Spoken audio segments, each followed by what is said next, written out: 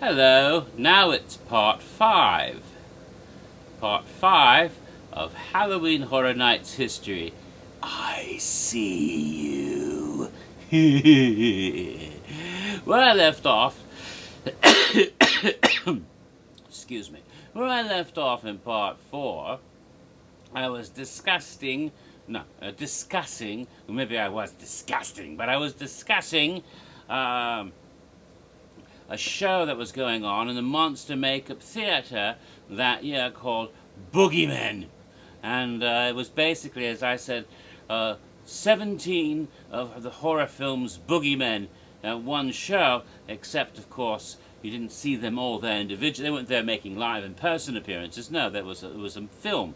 It was a clip show from all the different movies, which would then be available on DVD on October 1st, I think. And you could buy it. So I thought, if you could buy the damn DVD, why go to the thing at unit? But anyway, but as I was getting into it, I was listing the first 7 of the Boogeymen, and some of them were pretty big, major, that have appeared in haunted houses at Halloween Horror Nights over the years, and our favorite horror movie franchise characters. And then I got to Leprechaun, number 7. Yes, that evil little Irish bastard with his shamrocks and pot of gold and shillelagh, who wants to, mess you up because he's from South Boston and they're just badasses, I guess. And of course, Leprechaun in the Hood and Leprechaun in outer space. God knows where they would have gone if they ever made another Leprechaun movie. And the 8th one, well, you fucking got me there. Simon Cowell? No, that didn't come out till the next year.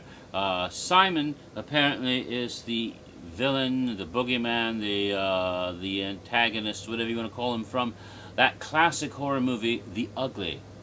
Have you seen it? I haven't seen it. I don't even remember what the hell, The Ugly? I don't think I've even heard of that movie. Maybe it came out back then or whatever. I guess I'll have to dig this up and watch it just to figure out who the fuck that is. Simon the Ugly. And I thought I knew about horror movies, but I guess there can be some pretty freaking obscure ones. Couldn't they have found somebody better than that for their Boogeyman compilation? I don't know. Wishmaster is number 9, yes. The evil genie from Wishmaster. Next one, Camilla. Is that the vampire from Sheridan Le Fanu's classic 18th century novella? Not a very, no, even more obscure. Camilla apparently was the villainess. So there was one boogie woman in all the Boogeymen, and this is the one they pick? I mean, I would have picked, if you had to pick a boogie woman out of all the Boogeymen, I would have gone with Satanico Pandemonium, or whatever her name is, the Salma Hayek with the snake vampire bitch from Dusk Till Dawn. That would have been, because she's hot at least. But who the hell is Camilla? Well, she's apparently some kind of evil tree woman demon in a movie called The Guardian, which came out, I'm sure, in the early 90s or maybe late 80s, because I think I saw it in Hawaii, which means it was before I came here. And it's obscure as hell. The only thing trivial is that this was, what's his name? William Friedkin, the director of The Exorcist. And then after that he made that gay leather horror movie called Cruising, and nobody wanted to see that because the straight people didn't want to go see a movie about gays, and the gay people said it was homophobic, so no one saw it, and it became a cult classic for midnight screenings or something. I don't know. It has its underground following, I guess. But and he resisted putting it on DVD for the longest time because he kept lying and saying that there were no little tiny subliminal points of gay porn in the movie during the murder scenes, flashes, because once you get a DVD, you can pause that sucker and you can catch that shit. Aha, you were lying. we can see now, just like the penis in Fight Club. There are little bits and pieces of this sort of thing there to, I guess his idea was to somehow arouse you, or to stir up your reaction formation or whatever during those scenes to give you weird feelings. Gay people thought he was making a how-to movie on how to kill gay people. So his career kind of tanked for a while because that caused a hell of a controversy. Well, I've said it both ways in these videos.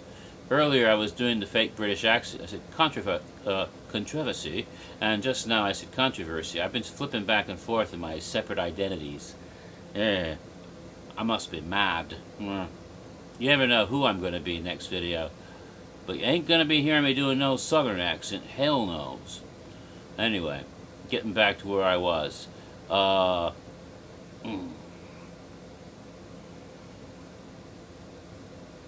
this is the south of England, because the London accent is south compared to the northerners who talk sort of Scottish, Geordie type of thing with the northern accents. Is that it?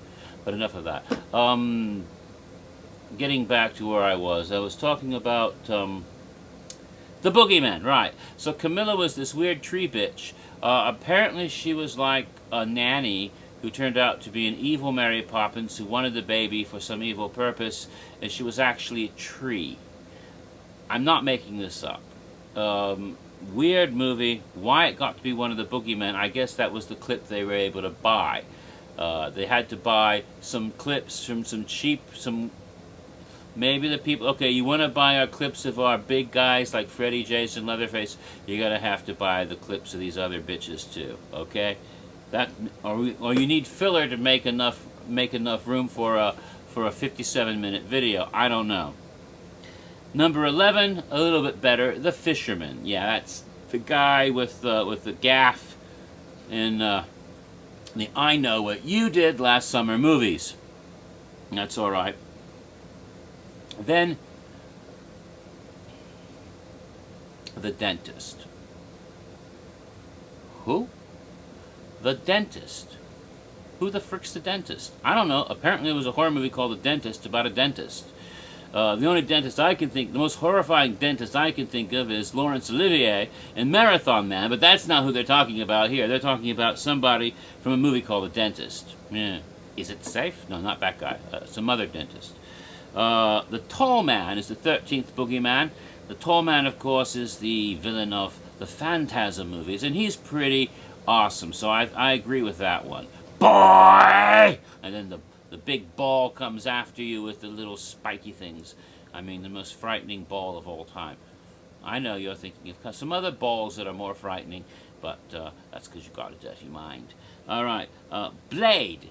No, not Wesley Snipes, not Marvel Comics, not the famous vampire killer that in the comic books was really funky back in the 70s with his leather jacket and his little goatee and the wooden knives that he used to have on like the bandolera, and he was like, you know, Shaft or somebody, and he'd throw these little wooden knives at the, and then they turned him into the Daywalker in the movie, whatever the hell that is. But this ain't who we're talking about. He is.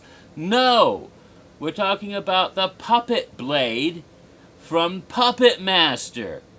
Why they didn't have the Puppet Master himself, but no, they wanted to go with that particular puppet, who was one of the more iconic puppets in the Puppet Master series.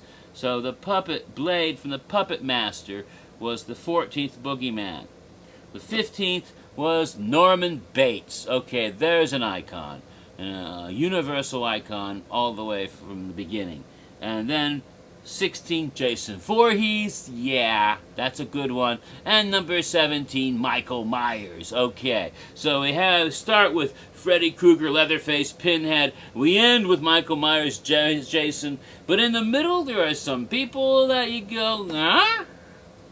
Anyway, that was what we had, the clip show for Boogeyman, the Killer Compilation DVD, and they had that presentation as part of the shows at Halloween Horror Nights that year. Now,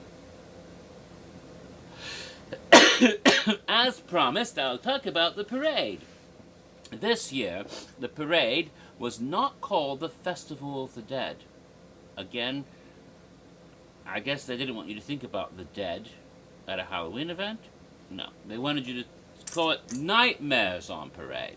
It's okay to have nightmares instead of, you know. So, Nightmares on Parade was the parade that year. Now, in 2001, I didn't buy a t-shirt again.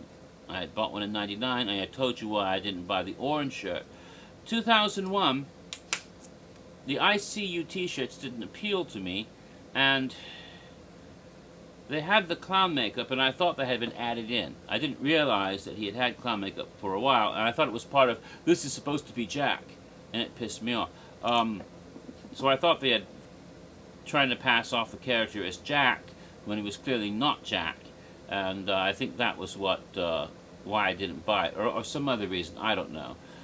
Maybe I didn't have enough cash at the time, because I wasn't yet, no, I would have had cash, because I was Dr. Jimmy by that point, even though I was still working for Disney. I don't know. I have no damn idea why I didn't buy a t-shirt in 2001, but for whatever reason I didn't. But I have some other souvenirs from 2001, because this was the year I didn't just watch the parade. See, this year was the second time I attended the event with other people. Now, I've been going solo for something, well, not second, actually, well, attended it with other people. I just went with other people. For the first 7 years, I flew solo. I would always go one night each year, and I managed to, and I did it on my own. Yeah? It's okay. I can enjoy a theme park on my own. I can enjoy Halloween Horror Nights on my own. 98, I went with 2 people that were friends of mine, and we had a good time. It was the first time I went with other people, so that was kind of cool. Okay, 99, I think I went on my own I went more than one night, but I don't think I ever went with anybody else. The year 2000, or was that, am I wrong? No, 2000, although I didn't go with anybody else, I met people there, not intentionally. I just happened to run into other people that I knew on 2 or 3 occasions. This started to happen in the year 2000, where people that were friends from work or wherever, I'd run into them, oh, hey, how you doing? So, and maybe go through a house together. So that sort of thing happened in 2000. In 2001, I went with friends, and we went as a group. And, well, actually, one person. A significant other person. And I won't go into any more details than that. But anyway, we went there, and together, and this was the first time I'd ever, since we had annual passes in those days, we went to the park during the day. I think we went to Islands of Adventure and got wet, and then we went to Universal. This was a 2-park annual pass, and we're at Universal, and we decided, well, let's do the Stay and Scream thing. I'd never done that before. I'd never been to the park the day or before and stayed for that event before. So this was all new for me. We did the Stay and Scream thing, and I found out that if you do, in those days, if you did the Stay and Scream, you got to be in the parade. That's right. You got to be in the parade, the first presentation of the parade, because in addition to the cast characters on each parade, there was also guest characters. The guests would wear like maybe some sort of hood, robe, or some other kind of, thing that would cover up the regular clothes that would fit in with the theme of the float. And then on the float, what you basically did was you wouldn't be dancing or doing the scary things and being the character. No, you would be like the minions who just there to throw the beads or the doubloons or candy to the crowd. And they sort of gave you some, don't just throw them out randomly, and how to throw them properly. They gave you a little bit of how to do that. And when you see someone, who, like a little kid in the back, you want to throw them the good shit. I mean, that was the sort of thing that, So, I got to be in the parade. That was the year I was part of the parade. Now, I used to have handfuls of doubloons from 2001, and I think I must have given a bunch of them away. I only have a few left, but I have more than from other years because, of course, I was on the float and so I could just grab a bunch. And I'm running out of time now.